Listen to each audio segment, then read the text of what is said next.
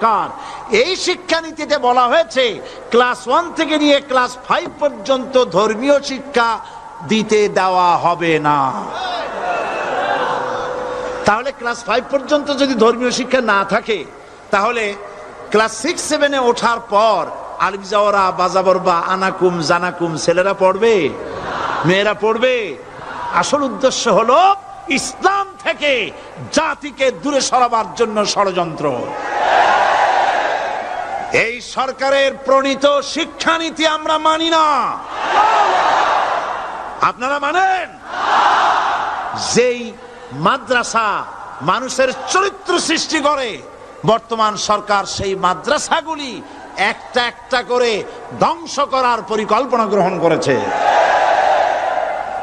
সুতরাং আসল শিক্ষা হলো কোরআনের কাছে। আসল শিক্ষা কোথায়? কোরআনের কাছে। কোরআন যদি শিখানো হতো, কোরআন যদি শিখানো হতো কলেজে বিশ্ববিদ্যালয়, তাহলে গতকাল চট্টগ্রাম বিশ্ববিদ্যালয় থেকে যেসব ছেলেরা বিশ্ববিদ্যালয় কর্তৃপক্ষ কর্তৃক বরাদ্দকৃত, হাইজ্যাক করা নয়, বরাদ্দকৃত 4খানা বাস দিয়ে কোরআন শুনতে আসতে চেয়েছিল, বর্তমান সরকারের তথাকথিত সোনার ছেলেরা আসতে দিল না। কোরআন যদি তারা পড়তো, তাহলে কোরআন শরীফ শুনতে তারাও আসতো। কপাল পোড়া। জোরে বলেন কি? আরো জোরে বলেন কি? কপাল পোড়া। সব ভালো লাগে, কোরআন ভালো লাগে না।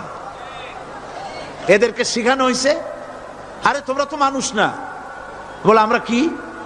তো তোমাদের ডারউইন বাবাজি বলে নাই, শোনো নাই? কি পড়ো টড়ো তোমরা, বুদ্ধি শুদ্ধি রাখো না। ডারউইন বলেছে, থিওরি অফ ইভলিউশনের মধ্যে বলেছেন মানুষ মানুষ না। বলে কি? মানুষ হলো বান্দর। কপাল পোড়া। কি কপালে লেখা থাকে? কাজে কামে প্রকাশ হয়ে যায়। ডারউইন বলল মানুষ মানুষ না। আলফ্রেড বললেন মানুষ হলো মানুষ মানুষই ঠিক, তবে মানুষ হলো সেক্স সর্বস্ব জীব।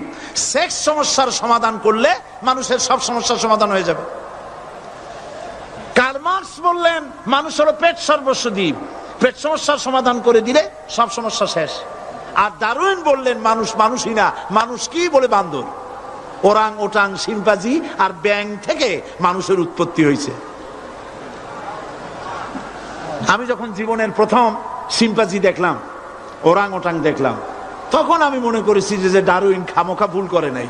এইটা দেখেই ও মনে করেছে যে এই হচ্ছে আমার মাতামহের গোষ্ঠী, এই হলো পিতামহের গোষ্ঠী।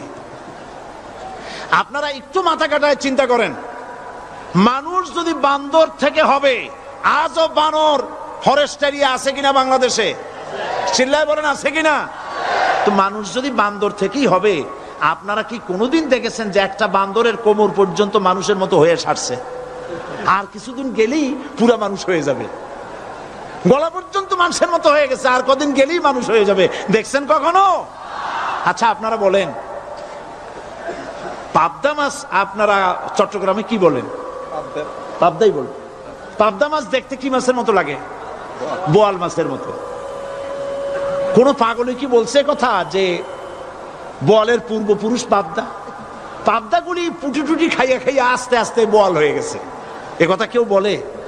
আচ্ছা, শোলের যে ছোট সাইজ, শোল মাছ, গজাল মাছ, এর যে ছোট্ট সাইজ ভর্তা করে খায়, শুটকি বানায় খায়, ওগুলোর কি বলে?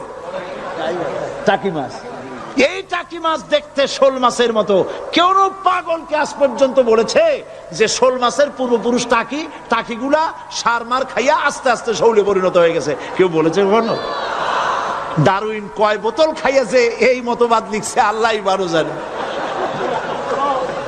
যে বান্দরের থেকে মানুষ আবিষ্কার হয়েছে, নাউজুবিল্লাহ।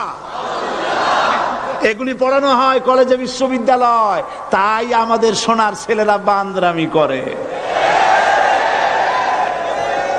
ওদের যদি পড়ানো হইতো তোমরা বান্দরের গোষ্ঠী নও, তোমরা মানুষ, মর্যাদা কার বেশি, বান্দরের না মানুষের?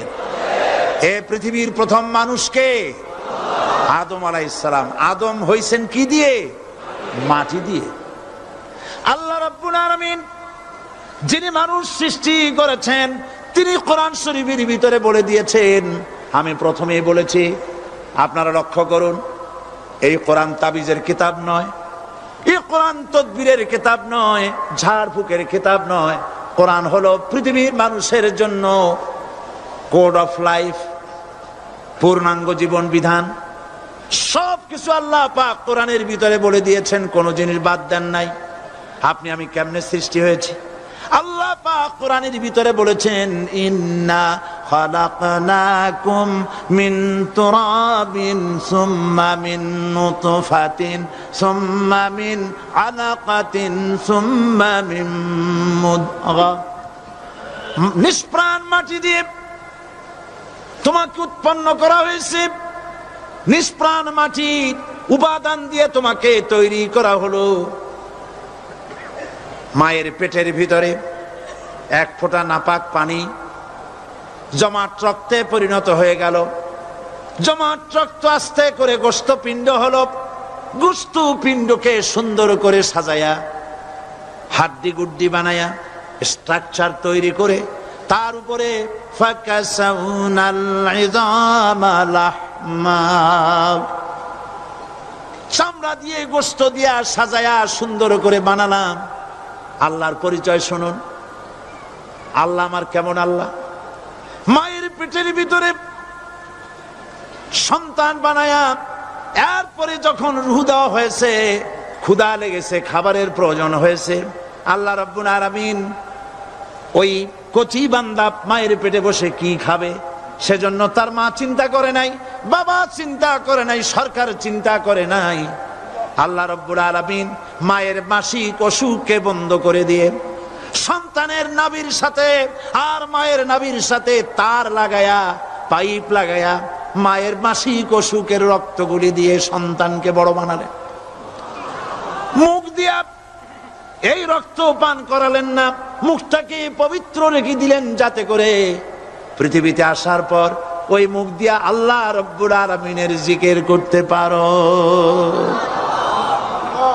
সন্তান মায়ের ভিতরে পেটের ভিতরে বড় হলো, আল্লাহ রাব্বুল আলামিন বলেন মাস দিন যখন পুরা হয়ে গেল, সুম্মা নুখরিজুকুম তিফলা, বাচ্চার আকারে পৃথিবীতে নিয়ে আসলাম। এখন খাবা কি?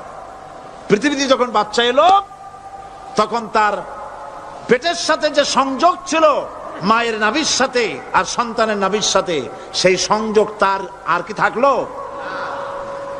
কি করা হলো? কেটে দেওয়া হলো।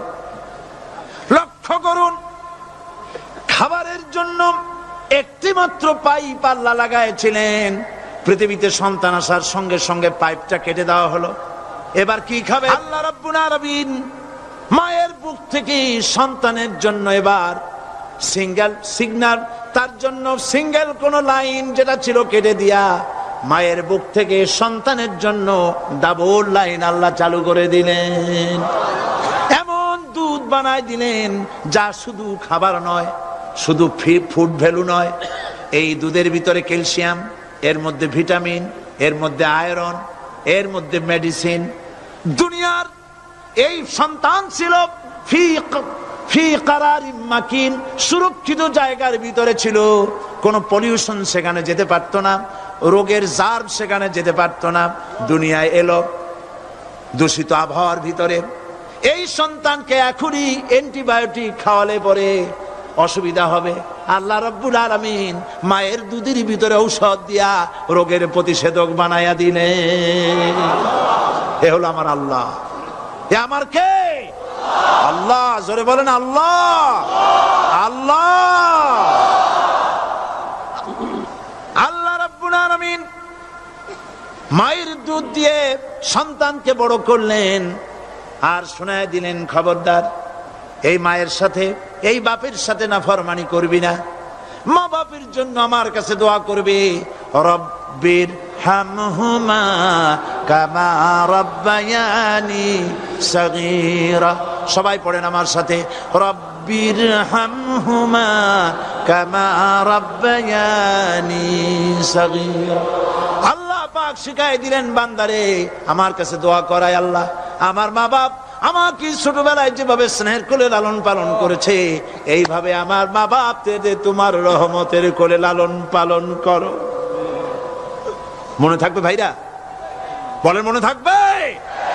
প্রত্যেক নামাজের পরে মা বাবার জন্য দোয়া করবেন, বেঁচে থাকুক আর মরে যাক, দোয়া করবেনই, মনে থাকবে? রব্বির হামহুমা কামা রাব্বায়ানি সগীরা। আবার পড়েন রব্বির হামহুমা কামা রাব্বায়ানি সগীরা। আল্লাহ পাক মায়ের মর্যাদা এত বাড়াইছেন, সাহাবী প্রশ্ন করেছে ইয়া রাসূলুল্লাহ খেদমত করব কার? হুজুর বলেন তোমার মায়ের, তারপরে কার? তোমার মায়ের, তারপরে কার? তোমার মায়ের, তারপরে কার? তোমার পিতার। বাপের চাইতে মায়ের মর্যাদা আল্লাহ 3 গুণ বাড়াইয়া দিলেন, 3 গুণ বৃদ্ধি করে দিলেন। হাদিস শরীফে এসেছে হযরত আবী হুরায়রা রাদিয়াল্লাহু তাআলা আনহু রাসূলের কাছে এসে রাতের বেলায় কাঁদতেছিলেন। হুজুর প্রশ্ন করলেন, আবু হুরায়রা কাঁদো কেন? হযরত আবু হুরায়রা বলছেন, হুজুর মা আমাকে মেরেছে। তিনি প্রশ্ন করলেন, আচ্ছা মা তোমারে মারলো কেন? তুমি কি কোনো বেয়াদবি করছো? তিনি বললেন না। তবে মারলো কেন? হযরত আবু হুরায়রা বলেন, ইয়া রাসূলুল্লাহ আপনার খেদমত থেকে বাড়ি ফিরতে আমার দেরি হয়ে গিয়েছিল। গভীর রাত্রে যখন বাড়ি গেছি, মা আমাকে প্রশ্ন করলেন, বাবা দেরি হলো কেন, কোথায় ছিলি? তাম পৃথিবীর মানুষ যেই কদম মোবারক চুমু দিতে পারলে ধন্য হয়ে যায়, সেই আখিরি জামানার পয়গম্বর নবী মুহাম্মদ রাসূলুল্লাহ সাল্লাল্লাহু আলাইহি সাল্লামের দরবার থেকে আসতে আমার দেরি হয়ে গেছে। ইয়া রাসূলুল্লাহ আমার মা আপনার নাম শুনে তার গা জ্বলে উঠল, তিনি কাফের মুশরিকা। আপনার নাম শুনে অগ্নি শর্মা হয়ে আমাকে ধরে পিটানো আরম্ভ করলেন আর বললেন, আবু হুরায়রা হয় মুহাম্মদ সাল্লাল্লাহু আলাইহি সাল্লামের বাড়ি ছাড়বি, নইলে আমার বাড়ি ছাড়বি, কি করবি বল? মার খেতে খেতে আমি বললাম, মা তোমার গায়ে যত শক্তি আছে আমারে মারো, তোমার বাড়ি শুদ্ধ, তাম দুনিয়াটা ছেড়ে দিতে পারি, মুহাম্মদ রাসূলুল্লাহর কদম মোবারক ছেড়ে দিতে পারি না। হুজুর আমার মা গলা ধাক্কা মেরে আমাকে বের করে দিয়েছেন। হুজুর বলছেন, আবু হুরায়রা মা তোমাকে মেরেছে আর আমার কাছে নালিশ করছো, আমি তোমার মায়ের কোনো বিচার করতে পারবো না। সুবহানাল্লাহ, এত বড় পাওয়ারফুল নবী, শানওয়ালা, ইজ্জতওয়ালি, বরকতওয়ালি, এত বড় নবী বলছেন মা মেরেছে, আমার করার কিচ্ছু নাই। সুবহানাল্লাহ। তোমার মা মুশরিকা হোক আর যাই হোক, তোমার মা। সুবহানাল্লাহ বলেন।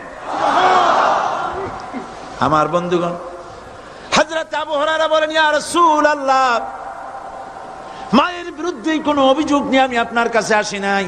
হুজুর বললেন, কেন আসছো বলো খুলে। আবু হুরায়রা বলেন, হুজুর আমি জানি আপনি আল্লাহর দরবারে যদি কোনো ব্যাপারে হাত তোলেন আল্লাহ মঞ্জুর করে ফেলেন। আপনি দয়া করে আমার মার জন্য দোয়া করেন, আল্লাহ যেন হেদায়েত দিয়ে দেন। আমার নবীজি দুখানে হাত উত্তোলন করলেন, বললেন, আল্লাহুম্মা ইহদি উম্মা আবি হুরায়রা, আয় আল্লাহ আমি দোয়া করতেছি আবু হুরায়রার মাকে হেদায়েত নসিব করো। হুজুর হাত তুলে মোনাজাত করছেন, আবু হুরায়রা দৌড় দিলেন বাড়ির দিকে। কয়েকজন সাহাবী হযরত আবু হুরায়রার জামা টেনে ধরেছে, এই ভদ্রলোক দৌড়ায় কেন? এত শান্ত মানুষ, কখনো গরম হয়ে কারো সঙ্গে কথা বলে না, এই মানুষটা দৌড়ায় কেন? কোনো বিপদ হইল নাকি? জামা টেনে ধরে বলে, আবু হুরায়রা দৌড়াও কেন? হযরত আবু হুরায়রা বলেন, জামা ছেড়ে দাও, কোনো বিপদ আমার হয় নাই, আমি দৌড়াইয়া বাড়ি যাই দেখতে চাই। আমি দৌড়াইয়া আগে বাড়ি যেতে পারলাম না, আমার নবীর দোয়া আগে আমার বাড়ি চলে গেছে, আমি এটা দেখতে চাই। হযরত আবু হুরায়রা দৌড়াতে দৌড়াতে বাড়ি চলে গেছেন। দরজায় নক করলেন, ভেতর থেকে আওয়াজ এলো, কে? তিনি বললেন, আমি আবু হুরায়রা, মা দরজা খুলে দাও, আমি তোমার সন্তান। মা বললেন, বাবা অপেক্ষা করো, দরজা খুলতেছে। হযরত আবু হুরায়রা বলেন, মায়ের গলার আওয়াজের ভেতরে কুফরি কর্কশতা পেলাম না, মায়ের গলার আওয়াজের ভেতরে তাওহীদের নরমিয়াত পেলাম। আমার কাছে মনে হলো আমি আবু হুরায়রা বাড়ি আসার আগে নবীজির দোয়া আল্লাহর আরশে পৌঁছে গেছে।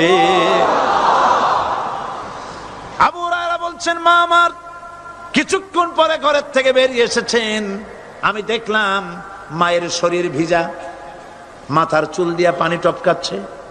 মা আমার বললেন, বাবারে তোমাকে মারার পর আমি নিদারুণ অনুশোচনায় পড়েছিলাম, মনে মনে ভাবলাম, আহারে আমার সন্তান আমি কেন মারলাম? সে তো কোনো খারাপ কাজ করে নাই, কোনো খারাপ জায়গায় যায় নাই, এত ভালো মানুষ যার সম্পর্কে লোকেরা খামোখাই মিথ্যা কথা বলে, এই ভালো মানুষটার কাছে গেছে, সেজন্য আমি মারলাম কেন? বাবা গো, আমি আমার ভুল বুঝতে পেরেছি, জীবনের ভুলও ধরা পড়েছে, আমাকে জলদি করে নিয়ে চলো বিশ্ব নবীর দরবারে।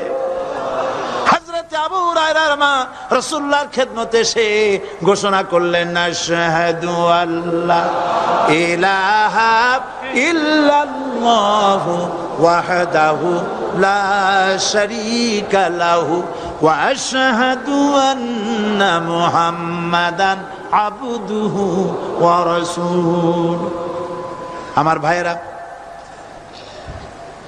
আল্লাহ রাব্বুল আলামিন মানুষ সৃষ্টি করে পৃথিবীতে পাঠায় দিলেন, খাবারের ইন্তজাম করলেন, এগুলি সব আল্লাহর পরিচয়। আল্লাহরে চেনার জন্য বড় বড় কিতাব ঘাটা লাগে না, কিসমতে যদি থাকে দুই একটা দৃষ্টান্ত যথেষ্ট হয়ে যায়। সুবহানাল্লাহ, সুবহানাল্লাহ, দুই একটা দৃষ্টান্ত যথেষ্ট।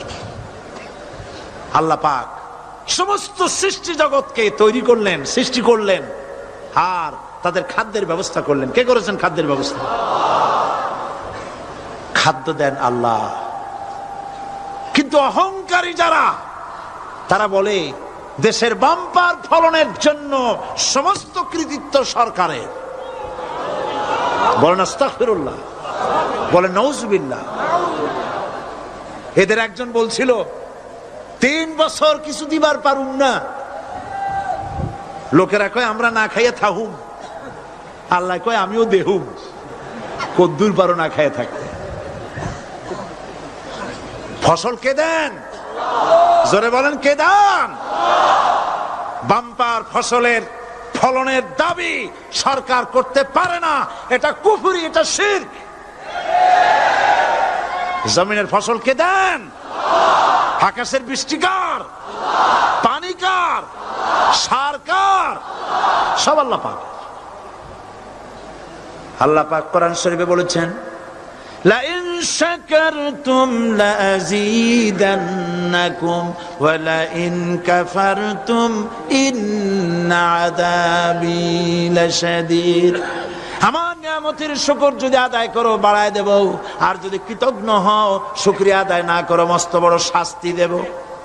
ফসল দেই আমি, আর শুকরিয়া আদায় করো তোমার বাজানে, ঠিক কিনা? শুকরিয়া আদায় করে কার? বাজানে। একটা লোকের, একটি মানুষের যেই প্রশংসা এই সরকার করলো, বিগত 4.5 বছর ধরে একটা মানুষের যত জিকির করলো, প্রশংসা করলো, ছবি টানাইলো, যদি এতটা জিকির, এতটা স্মরণ আল্লাহ রাব্বুল আলামিনের করত, ওদের জন্য আল্লাহর জান্নাতের দরজা খোলা হয়ে যেত। প্রশংসা করবে কার? চিল্লায় বলুন, আল্লাহ পাকের প্রশংসা করো। খেতে দেওয়ার মালিক তিনি। আল্লাহ পাক বলছেন, আল্লাহকে, তার পরিচয় আল্লাহ তুলে ধরেছেন, ওয়ামা মিন দাব্বাতিন ফিল আরদি ইল্লা আলাল্লাহি রিজকুহা। এই পৃথিবীর ভিতরে এমন কোন বিচরণশীল জীব নাই যার রিস্কের দায়িত্ব আমি আল্লাহ গ্রহণ করি নাই। সুবহানাল্লাহ বলবেন না? রিস্কের দায়িত্ব কার হাতে? আচ্ছা দেখুন তো, পৃথিবীর সমস্ত সরকারের কাছে বিভিন্ন মন্ত্রণালয় আছে না? খাদ্য মন্ত্রণালয় বলে কোন মন্ত্রণালয় আছে কিনা?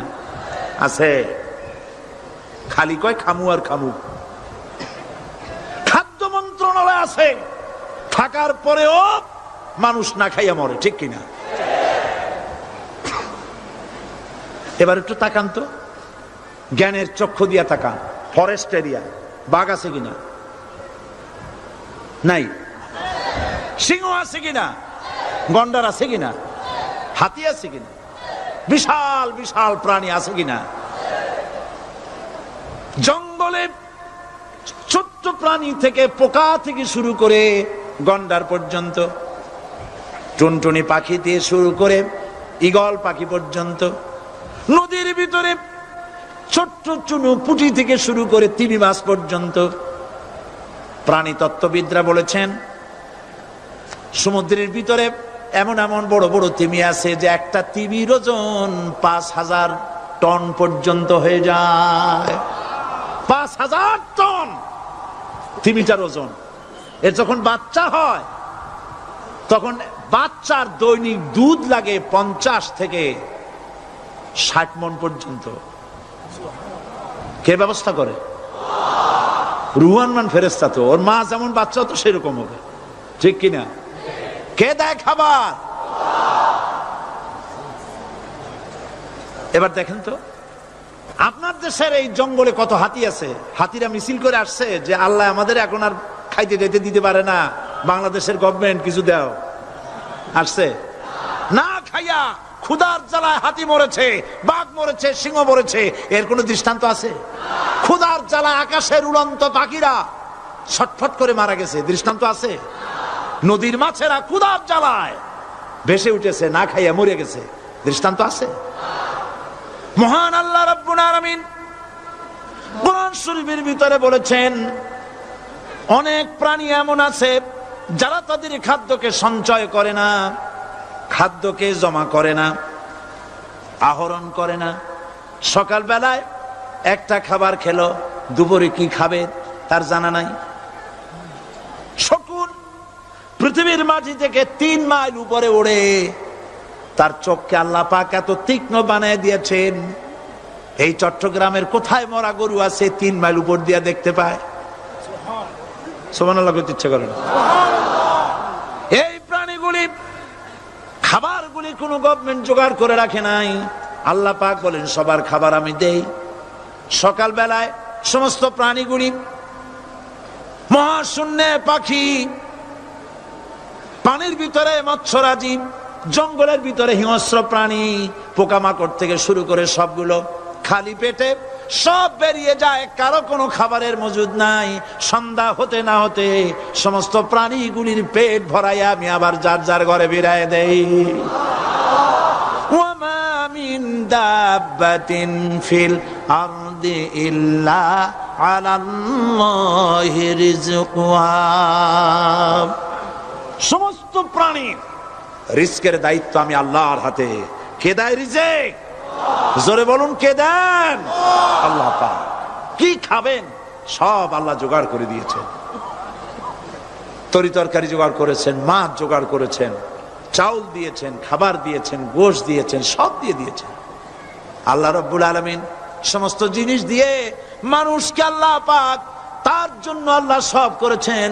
খালাকালাকুম মা ফিল আরদি জামিআ। এই পৃথিবীতে যা তৈরি করেছে সব তোমার জন্য। এ হচ্ছে আমার আল্লাহ, এ হচ্ছে আমার কে? আল্লাহ। সে আল্লাহ পাক বলছেন, আল্লাহর পরিচয় তিনি স্রষ্টা, তিনি রিজেক দাতা। এবার আইনদাতা কে? আইনদাতা কে? আরো জোরে বলুন। আইনদাতা আল্লাহ হচ্ছে আল্লাহর পরিচয়। ইনিল হুকমু ইল্লা লিল্লাহ আলা লাহুল খালকু ওয়াল আমর। সৃষ্টি যার, আইন চলবে তার। আমার দেশে আল্লাহর আইন চলছে? আমাদের দেশের কল কারখানা, ক্ষেত খামার, অফিস আদালত আল্লাহর আইন অনুযায়ী চলে? চলে না।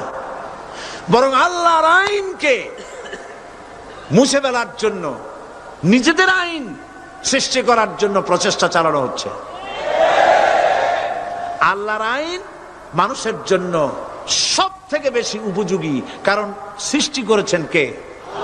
বলেন, কে করেছেন? আল্লাহ। প্রত্যেকটি মেশিন আপনি যা কিনবেন, রেডিও হোক, টিভি হোক, যে কোনো যন্ত্র হোক, গাড়ি হোক, তার সাথে একটা লিটারেচার, একটা বই তার সঙ্গে দিয়ে দেওয়া হয়। ওই বইয়ের মধ্যে লেখা থাকে এটা কিভাবে চালানো হবে, অপারেট করা হবে, তার সিস্টেম লেখা থাকে। আপনার ইচ্ছা মতো চালাইলে হবে না। এই মানব গোষ্ঠীকে সৃষ্টি করেছেন। এখন আপনি যদি আপনার আইন মতো চালান, তা কি চলবে? চলবে না। আপনি আপনার আইন মতো চালাচ্ছেন, ভালোভাবে চলতেছে? চলতেছে না। স্বরাষ্ট্রমন্ত্রী বলতেছেন সন্ত্রাসীদেরকে মাটির তলা থেকে খুঁজে বের করা হবে, কিন্তু নাকের উপর দিয়া ব্রিফকেস চুরি হয়ে যায়, উনি তা ধরতে পারেন না। এই হলো আইন। অনাবরত খুন হচ্ছে, অনাবরত সন্ত্রাসী তৎপরতা চলছে, আর ওনারা বলছেন আগের থেকে এগুলি চলে আসছে, একজনের খুনের বিচার না হইলে এরকম খুন তো হইতেই থাকবে। তাহলে খুনকে, হত্যাকে, সন্ত্রাসকে সরকার জাস্টিফাইড করছেন। নাউজুবিল্লাহি মিন যালিক। এই জন্য আইন হতে হবে আল্লাহর। আইন হতে হবে কার? চিল্লায় বলেন, আল্লাহ পাকের আইন হতে হবে। আমি একদিন পার্লামেন্টে বলেছিলাম, আমার দেশের নেতা নেত্রীরা বারবার হজ করতে যান, উমরা করতে যান, সেখান থেকে আসার সময় কি আনেন? আতর, পাথর, সুরমা আর খুরমা, এই কিছু নিয়ে আসলেন। কিন্তু আমি বলেছি, আপনারা কি কিছু চোখে দেখেন না? পার্লামেন্টে এইভাবে বক্তৃতা করেছে, কিছু চোখে দেখেন না? আমি প্রশ্ন করে আমি আবার জবাব দিচ্ছি, আপনারা যারা হজ করতে যান, উমরা করতে যান, হজের কথাই ধরি, এই হজ করতে যখন যান তখন মুজদালিফায় একটা রাত কাটাইতে হয়। সেটা কোন দিন? ইয়ৌমে আরাফার পরের দিন। এই মাঠে দালান কোঠা আছে, এখানে বেড়া আছে, শামিয়ানা আছে, পর্দা আছে, তাবু আছে, কিচ্ছু নাই। লক্ষ লক্ষ নারী আর পুরুষ পাশাপাশি শুয়ে থাকে, তাও সুবহানাল্লাহ কইতে ইচ্ছা করে না। সারা রাত জনে জনে পুলিশ পাহারাদার নাই। কিরকম মেয়ে এলো, চাঁদের সৌন্দর্য হার মানায় দিতে পারে এরকম সুন্দরী, এরকম সুন্দরী নারী, সুদর্শন পুরুষ পাশাপাশি রাস্তার ধারে মরুভূমির ভিতরে সারা রাত কাটাচ্ছে। ইয়ৌমে আরাফার পরের রাতটা একটা রাত পুরা। এভাবে চলতেছে বছরের পর বছর, শতাব্দীর পর শতাব্দী, সহস্রাব্দীর পরে সহস্রাব্দী। আমি প্রশ্ন করি, পৃথিবীর ইতিহাসে কেউ কি এমন কথা বলতে পেরেছে, লিখতে পেরেছে যে মুজদালিফার রাতে সেখান থেকে 10টা নারী হাইজ্যাক হয়েছে, 5টা নারী লাঞ্ছিত হয়েছে? বলতে পারবে? গভীর রাত্রে পুরুষ সঙ্গী ছাড়া সুন্দরী রমণী, যুবতী রমণী একাকিনী নিজের ঘর ছেড়ে আল্লাহর ঘরে তাওয়াফ করতে আসে। তাওয়াফ সেরে তাহাজ্জুদের নামাজ পড়ে আল্লাহর কাছে মোনাজাত করে একা একা হাজার হাজার লাখো পুরুষের ভিতর থেকে আপন ঘরে ফিরে যায়। কারো বাবার হিম্মত নাই একবার তাকায় সে তো রূপ উপভোগ করার জন্য আবার তাকায়, অথবা তার আঁচল ধরে টান মারে। আছে ইতিহাস? কথা কন না কেন? সুন্দরী একটা মাইয়া মক্কা থেকে মদিনা থেকে পাওয়া যায় না, 15 দিন হয়ে গেছে। হয়েছে কখনো? এবার জবাব দেন, কেন হয় না? কেন হয় না? আমার দেশের মেয়েরা রাস্তা দিয়ে হাঁটতে পারে না। হাই স্কুল মেয়েদের, হাই স্কুল মেয়েদের কলেজ যখন ছুটি হয়, তথাকথিত সোনার ছেলেরা গেটের সামনে এতিমের মতো কাড়ায় থাকে। অনবরত হাইজ্যাক হচ্ছে, ধর্ষণের সেঞ্চুরি হচ্ছে। আর ওখানে হয় না কেন? ওখানে হয় না এই কারণে, এই কোরআনের আইন আল্লাহ রাব্বুল আলামিন যে আইন দিয়েছেন, ওখানে আইন বলবৎ আছে। আছে নাকি? আছে কিনা? কোন পুরুষ কোন নারীকে ধর্ষণ করেছে যদি প্রমাণিত হয়, সে যদি ফাহাদের ছেলে হয় আর ফাহাদের মেয়ে হয়, কোরআনের শাস্তি হলো পাথর মেরে উড়াইয়া দাও। তাকে জানিয়ে দেওয়া হবে রেডিও টিভির মাধ্যমে জেনাকারের ব্যভিচারীর শাস্তি হবে। চতুর্দিকে হাজারো লোকেরা দাঁড়াবে, হাতে পাথর নিয়ে, পাথর মেরে তাকে তার গোশত হাড্ডি বাতাসের সাথে উড়ায় দেবে। একজন মানুষ আর একজন মানুষকে খুন করলো, এই আসামি ধরা পড়ে গেল, কোরআনের শাস্তি হলো যখন ধরা পড়বে প্রমাণিত হবে যেমন ভাবে হত্যা করেছে ওরেও হত্যা করো। এই দৃশ্য, এই আইন যদি বাংলাদেশে যদি এই আইন চালু হয়ে যেত, খুনের আসামি ধরা পড়েছে জেনার আসামি, প্রকাশ্য ময়দানে এলো, সাক্ষী প্রমাণে কোর্টে প্রমাণিত হলো সত্যি সে খুনি। এই বিশাল আউটার স্টেডিয়ামের মাঝখানে খুনি কি দাঁড় করাও, চতুর্দিকে হাজারো লাখো মানুষ থাকুক, রেডিও টিভির ক্যামেরা কার্যকর হবে, পত্র পত্রিকার সাংবাদিকরা আসবে, তরবারির এক আঘাতে খুনির কল্লাটা উড়ায় দাও, দেহটা নিঃসার হয়ে জমিনে পড়ে যাবে। এই দৃশ্য যারা দেখবে স্বচক্ষে, রেডিওতে, পত্র পত্রিকায়, আর 1 বছরের ভেতরে খুন করার হিম্মত কারো কলিজায় উঠবে? জেনাকারের পাথর মেরে দেওয়া, পাথর মেরে উড়িয়ে দেওয়ার শাস্তি যদি চোখে কেউ দেখে, জেনা করার পুলক আর জাগবে? এটা নাম আল্লাহর আইন। এই আইন কার? এই আইন কার? এই আইন যতদিন পর্যন্ত বাংলার মানুষের, মুসলমানদের উপরে কার্যকরী না হচ্ছে, এই দেশে কার্যকরী না হবে, ততদিন পর্যন্ত হত্যা, ধর্ষণ, খুন বন্ধ হবে না। বন্ধ হবে। সুতরাং এই আইন হচ্ছে কার? আরো জোরে বলেন, আল্লাহ রাব্বুল আলামিন। মহান আল্লাহ রাব্বুল আলামিনের এই আইন অনুযায়ী যদি দেশ চলে, মানুষ শান্তি পাবে, চুরি বন্ধ হবে, ডাকাতি বন্ধ হবে, জেনা বন্ধ হবে, হত্যা ধর্ষণ বন্ধ হয়ে যাবে। নবীজি এমন একটি আইন চালু করে দিয়ে, কোরআনের বিধান চালু করে দিয়ে এমন একটা সমাজ চালু করেছিলেন, যেই সমাজ সম্পর্কে হুজুর নিজে বলেছেন, খায়রুল কুরুনে কারনি, সর্বশ্রেষ্ঠ যুগ হলো কার যুগ? আমার যুগ। সুবহানাল্লাহ বলেন। রাসূলের যুগ হলো সর্বশ্রেষ্ঠ যুগ। সেই কোরআন, সেই হাদিস আজও আছে না নাই? বলেন জোরে, আজও আছে না নাই?